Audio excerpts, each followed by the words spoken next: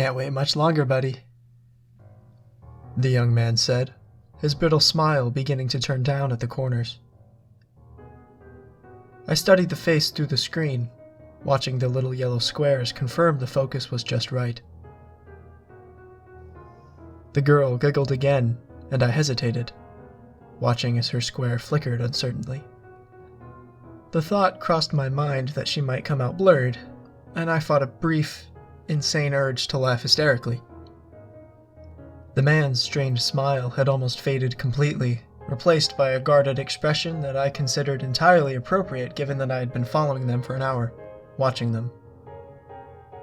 I was fairly sure that he'd become aware of me only moments ago, but something was unsettling him. Perhaps my pallor, which I admit was less than healthy. My clothes, not at all suited for a day out on the pier, under the beautiful sunshine amidst the laughter of children and mechanical fairground music. Perhaps it was an ominous sense of foreboding, a prescient inkling. In the circumstances, that too would have been entirely appropriate. I pushed the button, wondering for a fleeting moment why a device without a shutter should bother to make such a shutter-like sound. That half-formed thought was drowned in a rush of elation, of relief and guilt, as I handed the phone back after a cursory glance at the screen. I turned and walked away, fast, losing myself in the crowd revelers. I imagined them looking in puzzlement at the picture I'd just taken, at the fuzzy outline marring the otherwise perfect image. I suspected they'd delete it without another thought, perhaps regretting that they'd even bothered to ask me to take their picture. I hoped not. I'm not heartless. If they kept it, they might understand. Just as I had come to understand. Satisfied that I had left them behind, I ducked into a novelty photo booth, knowing and not caring that my breathing was too rapid, my face sweaty, my fingers shaking as I shoved coins into the slot with frantic desperation. I hadn't bothered to draw the curtain, and was well aware of the looks I was getting from passers-by. I let them look. The irritatingly cheery machine started talking at me in an infuriatingly jovial tone, accompanied by the tinny chime of badly recorded music. I hit the button over and over as I thought it might spare me the anguish of waiting, but to no avail. Finally, once the sadistic device had enjoyed itself sufficiently, it took my picture. An electronic image appeared on the display of my face. Drawn, haunted, pale, but mine. Alone. I closed my eyes and rested my head against the back of the booth. I was still there when the security guard woke me. I can't have been asleep long, because the tuneless metallic music of the machine was still playing. The sun was still out, and the image of my face still stared emptily from the screen. I left the pier. The man who'd come to see me at work had been frantic, upset. He'd implored me to help him. His phone wasn't working properly, he said, as though that justified the level of wide-eyed, twitchy torment that he was displaying. Something to do with the photo function. This he said without looking at me, staring intently at the phone. A sidelong glance and a pause. Incidentally, I work in a phone shop. I sell phones. My mother is very proud. Also, incidentally, I'm not an utter moron. I knew there was something else going on. But in my defense, I have had a lot of crazies to deal with in my line of work. A lot of perfectly nice but socially suboptimal people find me after failing to find anyone on the internet able to help them with their phone's particular quirks. This is, I think, largely due to the fact that people watch, download, or otherwise access certain things on their phones that perhaps they shouldn't, and on balance decide speaking to an understanding human is better than leaving guilty digital fingerprints everywhere as they try to deal with the consequences themselves. So I asked Mr. Twitchy to demonstrate the problem with the phone. I asked if I could try it, to take a photo of him. He refused. No, he said, almost flinching away from me. That won't work. Okay, I replied, in a tone normally used by hostage negotiators dealing with a particularly volatile kidnapper. I made no effort to suggest alternatives. After all, I was the one trying to get on with my day, and he was the one making it unnecessarily awkward. He just hovered there, clutching his phone, glancing around. Twitching. The moment stretched for longer than I was comfortable with until I suggested he take the photo instead, in case it was some kind of boundary issue with this guy. Take one of me then, I said. The effect was instantaneous. The man broke into a wide, slightly unhinged smile and aimed his phone at me. It made that unnecessary shutter click sound, and he laughed in what appeared to be an overwhelming feeling of joy. He practically danced out of the shop. It wasn't until I tracked him down that I learned why he'd been so edgy. But by that point, I was pretty edgy myself. Just as those two on the pier today will be, eventually. As soon as they realize something is wrong. I myself didn't realize anything was wrong for most of the first day. It was only by chance that I decided to test my own phone's picture-taking abilities, after talking to a colleague about the twitchy guy and his short-lived yet apparently successful visit to the shop.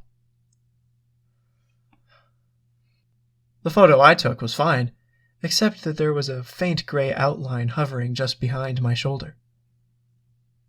I figure it was a motion blur, though that seemed unlikely, and deleted it without another thought. I took another, and the blur appeared again. This time I assumed it was the light, so I moved across the shop and aimed it at the passers-by. No blur appeared in that picture. Because I'm not a complete psychopath, I didn't instantly assume demonic possession as a reason for the blur, so I was satisfied that the mysterious smudge had cleared.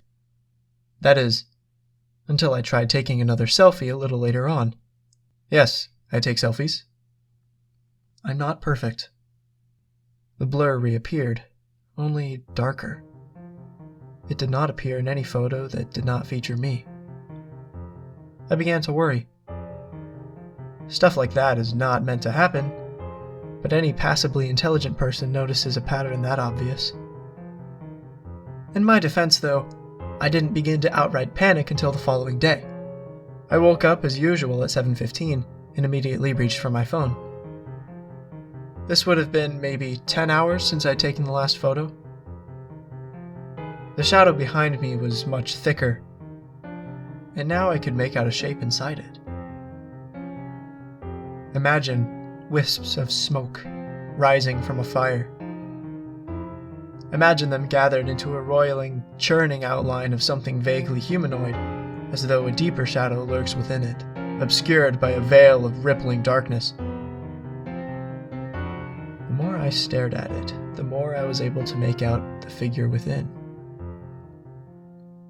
Elongated limbs, an unnaturally lengthened jawline, two darker patches that hinted at a pair of pitiless, inhuman eyes.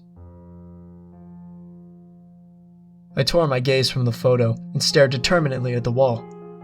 I sat, breathing heavily, hands shaking, on the edge of my bed for maybe 10 minutes. I'd like to say my mind was racing with possibilities. It was not. It was blank with dread, frozen cold with primitive, helpless fear. Then I looked back at the picture. I couldn't quite make it out as well, but the shape was unmistakably a leering, looming thing standing at my shoulder. Hidden by a veil of smoky shadow, but darker and more defined, as though the barrier between us was wearing thin. I hit delete and flung the device away. I think perhaps I thought that would be the end of it, until I remembered that the first photo had been taken with Twitch's phone, not mine. and only after I'd asked him to take it. That realization stole over me as soon as I arrived at work. Memory is a strange thing. Connections and associations unconsciously linked in the most infuriatingly idiosyncratic manner, especially when you want to remember something fast, find you can't, or wish you remembered something sooner. I quickly learned that time was running out. Each successive photo, regardless of the device it was taken on, contained a slightly darker figure, a slightly thinner, obscuring veil. Essentially, the thing stalking me became more and more real. The eyes became darker and darker, like deepening pits sinking slowly into some Stygian underworld. I figured I didn't have long until I was staring at a fully realized thing. Insane eyes boring into my soul, oddly jointed fingers reaching through that gossamer thin veil. Well, that wasn't going to happen. If Twitch had passed this to me, which I figured he must have since it was the only thing that explained his euphoria when I asked him to take my picture, I figured I could give it back. Thankfully, my workplace has lots of records on its customers.